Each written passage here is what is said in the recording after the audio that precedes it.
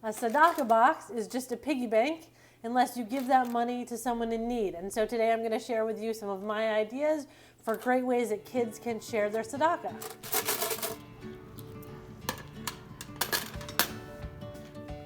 Welcome to Everyday Jewish Mom.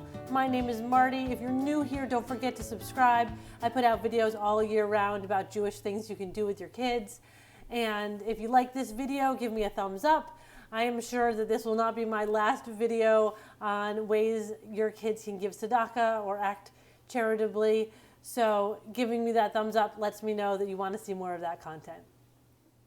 Now there's a couple ways of dealing with all this coinage that you have in here.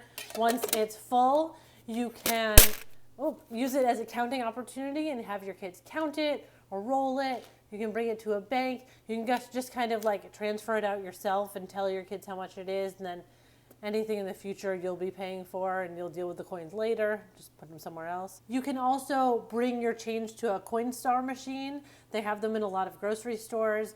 Call ahead because they have a tendency to break a bit. Coinstar will charge you a fee if you're changing your coins directly into cash, but you can change them into a gift card for something like Amazon and then use those Amazon dollars to buy things that you'll give charitably. Or you can actually directly donate to a charity from that machine. And so that will take care of it that way.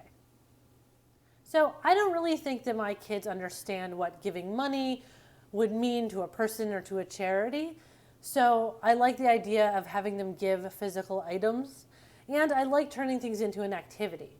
So we are going to take the money that they have collected and go to the store to buy items that we will donate. So the first one is going to the grocery store, buying food items, and donating them to a food bank. It's really easy for kids to understand that someone who's hungry needs food, and so we're going to buy some food and give it to them.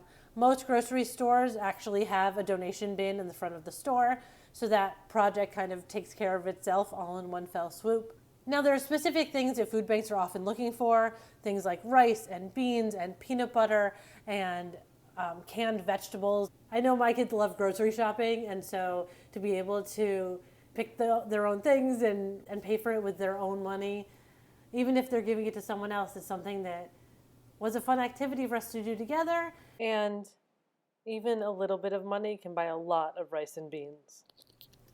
Kids love animals, and that's a really wonderful way to give as well.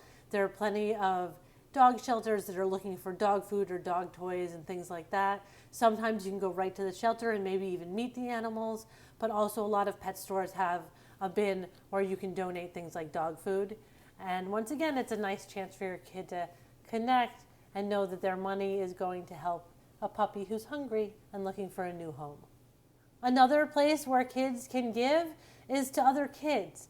There are plenty of children's hospitals that are looking for activities for kids to do, coloring books and arts and crafts things.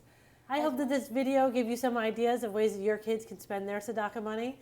I would love to see in the comments below what you guys do in your house. I will also include a link below of different charities and the types of items that they're looking for. Don't forget to like, share, and subscribe.